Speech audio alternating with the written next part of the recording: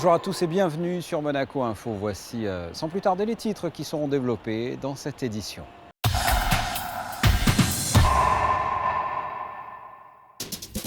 Janvier est, vous le savez, synonyme de vœux, après celle du centre hospitalier Princesse Grasse et avant celle de la Sûreté publique jeudi. Place aujourd'hui à la cérémonie des vœux à la presse du côté de la mairie. Le Grimaldi Forum fête cette année ses 15 ans d'existence. À cette occasion, un tout nouveau logo et site web viennent d'être dévoilés. Les élèves d'espagnol du collège Charles III peuvent à présent profiter d'un coin lecture afin d'approfondir avec leurs professeurs la culture hispanique. Et en fin de journal, du théâtre et un grand classique, Le Misanthrope de Molière, ce mardi au TPG avec notamment Julie Depardieu. Après le gouvernement, le Conseil national ou encore le centre hospitalier Princesse Grasse, c'est au tour de la mairie de présenter ses vœux à la presse en ce début d'année. Une cérémonie a été organisée ce mercredi sur le Rocher. Christine Datomel y était. Voyez son reportage. Le maire de Monaco a réuni les médias en fin de matinée ce mercredi dans la salle des mariages. Lors d'une allocution, Georges Marsan a rappelé les très bonnes relations existantes entre la mairie et la presse. Et à quelques semaines des élections municipales, il a tenu à remercier l'ensemble de son personnel pour son travail accompli tout au long de son mandat. Le maire a également rappelé les différentes actions mises en place par la municipalité. Il y a beaucoup d'actions. Moi, je suis très fier dans le domaine social, comme je l'ai dit tout à l'heure, pour la petite enfance. Aujourd'hui, c'est vrai qu'il y a tous les parents qui mettent leurs enfants à la rentrée en crèche, ils les mettent en toute sérénité. Il n'y a plus de liste d'attente. On a 5% des demandes qui sont satisfaites. Je suis également très satisfait pour le service social pour nos aînés, parce que le service du maintien à domicile a très bien évolué avec des services supplémentaires. Je pense à SOS Bricolage, je pense à la livraison de livres à domicile, je pense au transport gratuit pour amener les personnes âgées qui ne peuvent pas se déplacer pour rompre l'isolement. En 2014, le conseil communal a souhaité également se rapprocher des jeunes en organisant le premier concours de cuisine des collégiens. Un énorme succès en principauté, tout comme la mise en place du nouveau marché de la Condamine. Le marché, c'est vrai, ça n'a pas été quelque chose de très facile pour notre municipalité. Moi, je dis toujours qu'on revient de loin, parce que ce n'était pas gagné d'avance. Et puis, on a réussi à trouver un concept, à réinventer un marché, tout en gardant cet esprit convivial et populaire. Et aujourd'hui, il y a toutes les générations qui viennent sur le marché de la Condamine, même le soir maintenant, toutes classes confondues. Et c'est vraiment un lieu de convivialité exceptionnel à Monaco. Autre grande fierté pour le maire et le conseil communal, la maison des associations, un lieu qui était très attendu en principauté et qui permet aux associations de se réunir, de mieux se connaître et d'organiser leurs événements en principauté. Prenons la direction du Grimaldi Forum à présent, le Grimaldi qui fête cette année ses 15 ans d'existence. À cette occasion, un tout nouveau logo et un site web ont été dévoilés ce vendredi autour d'une galette des rois. Vanessa Dessy vous en dit plus. Mettre en mouvement quelques 70 000 m² de surface, tel est le challenge quotidien du Grimaldi Forum. Chaque année, il accueille sous son toit ballets, concerts, opéras, festivals et expositions. Il donne vie à une nouvelle génération d'événements culturels. En 2015, le Grimaldi Forum fête ses 15 ans d'existence, une date bien particulière pour revenir sur ces belles années écoulées. Un regard assez fier quand même pour l'ensemble des équipes, pour ce que l'on a fait du Grimaldi Forum, qui je crois aujourd'hui est une marque reconnue internationalement, à la fois dans le monde du tourisme d'affaires et dans le domaine culturel. Donc oui, de la fierté, beaucoup de plaisir aussi à avoir passé ces 15 ans pour faire du Grimaldi Forum ce qu'il était. Beaucoup aussi de fierté pour les équipes, parce que je pense que la qualité et ce que l'on a réussi à faire du Grimaldi Forum, c'est grâce au savoir-faire et à l'expertise des équipes, et c'est très important. Pour ses noces de cristal avec la principauté, le Grimaldi Forum a souhaité marquer un tournant dans sa communication en réaffirmant son ADN. Un tout nouveau logo au signe graphique fort s'affirme désormais comme une marque et non plus comme un simple lieu. Le site internet, quant à lui, a été totalement repensé avec une véritable porte d'entrée.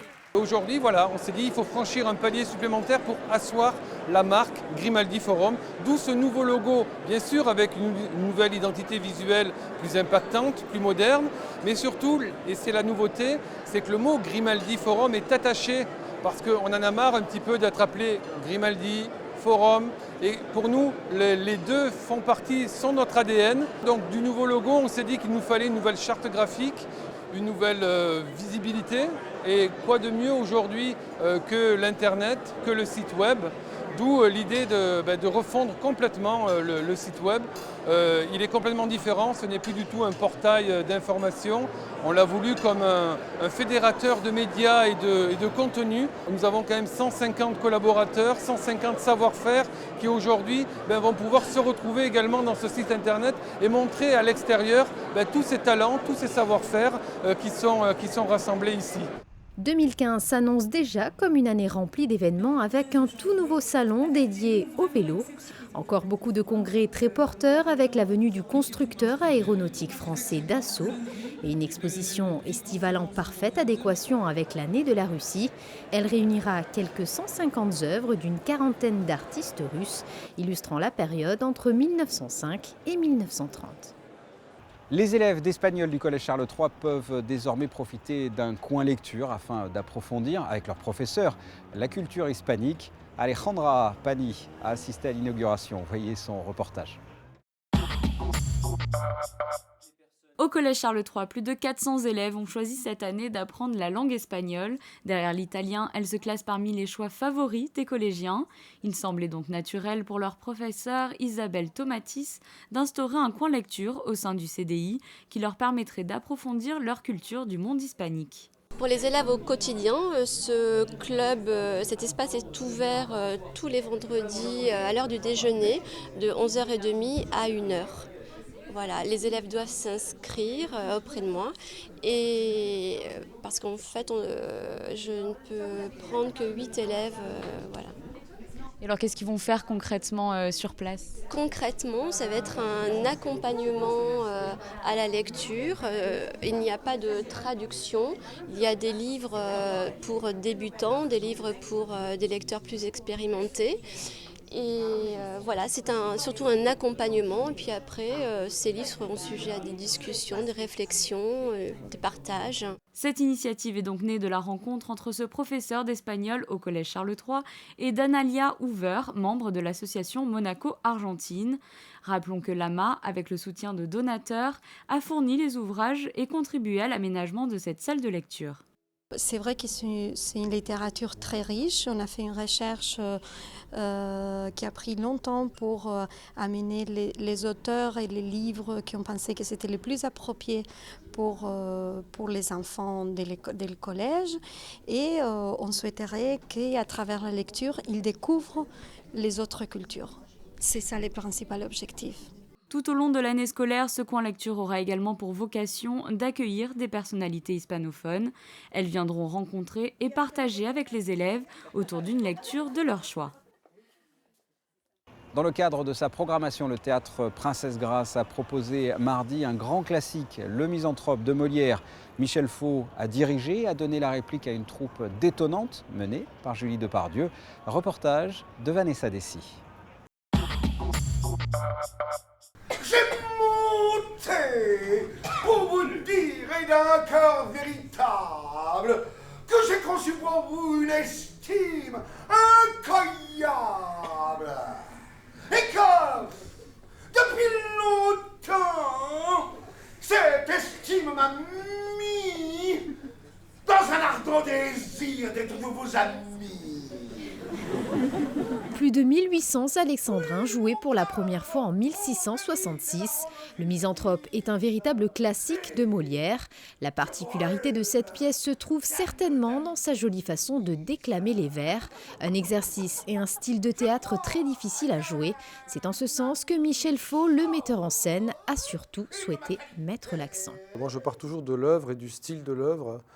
Et on avait envie, depuis très longtemps, Julie Depardieu et moi, de jouer cette pièce et surtout de mettre en avant la beauté des Alexandrins, parce qu'autrement, je pense que ce n'est pas la peine de monter cette pièce si c'est pour la jouer comme une pièce moderne ou naturaliste. En fait, c'est vraiment un théâtre baroque et outrancier et en effet très sophistiqué, et avec une forme étrange qui était la forme du XVIIe siècle. Donc on a essayé de revenir à la base, de retrouver ça, ce côté théâtre de marionnettes. Et du coup, on se rend compte que quand on colle au texte, c'est beaucoup plus drôle et beaucoup plus féroce, en fait. Donc, je pense que c'est ce que voulait Molière. Quand je vois vivre entre les hommes comme ils font, je ne trouve partout que lâche flatterie, qu'injustice, intérêt, trahison, fourberie. Je n'y puis plus tenir, j'enrage, et mon dessein est de rompre en visière à tout le genre humain. Le personnage principal, Alceste, est l'humanité et dénonce l'hypocrisie. Malgré son manque d'indulgence, ce misanthrope est le plus loyal des hommes. Cependant, il tombe amoureux de Célimène, jeune veuve, coquette et reine des salons, qui adore médire de ses semblables. Un personnage fort et attachant que Julie Depardieu a su s'approprier sans problème. Je pense qu'elle a surtout, elle n'a pas peur, contrairement à d'autres actrices, de jouer la coquetterie, la perversité, la fausse innocence. Donc elle aborde le rôle d'une façon très particulière et je trouve qu'elle a fait un travail quand même très rare, quoi. Les coquettes au XVIIe siècle, c'était quelque chose de redouté, de fascinant en fait. C'était la mondanité avec tout ce que ça a d'acide. Et donc elle est revenue vraiment à l'idée qu'on pouvait se faire au XVIIe siècle de ce personnage.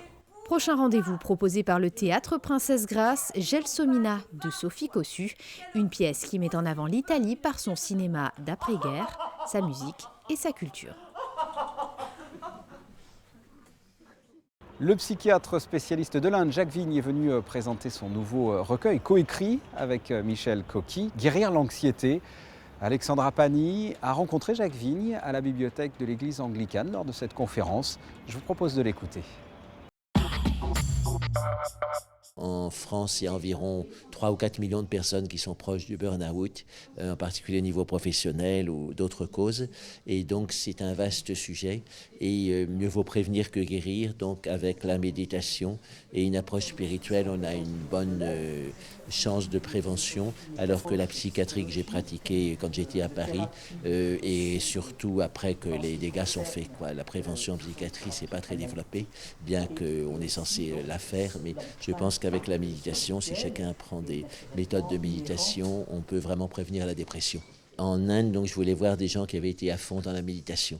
Donc c'était à la fois une recherche sur la psychothérapie, mais aussi sur la spiritualité, voir des vrais ermites. Et donc j'ai été à l'école d'un médecin français qui a vécu dans la région à Cannes, et ensuite est parti en Inde, et il a passé 60 ans en Inde continuellement, et dont 18 ans ermite. Et donc pendant 25 ans, j'ai travaillé avec lui. Je pense que la première chose, c'est ce que disait ce maître qui avait été 10 ans médecin généraliste, donc près de Marseille. Et je lui disais, quel est votre message pour quand je reviens en France? Il a dit, dites aux gens de ne pas se résigner.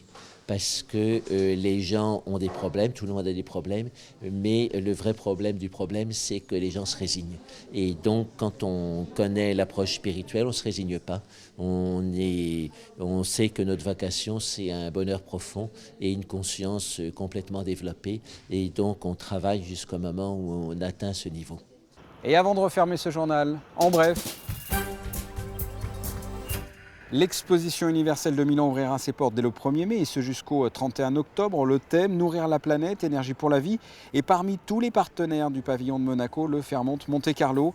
Vous découvrez sur ces images la signature officielle de ce partenariat qui s'est déroulé ce mardi entre Richard Milanesio, conseiller au cabinet du souverain, et Xavier Oggeroni, directeur général du Fairmont Monte-Carlo, en présence de José Badia, conseiller de gouvernement pour les relations extérieures.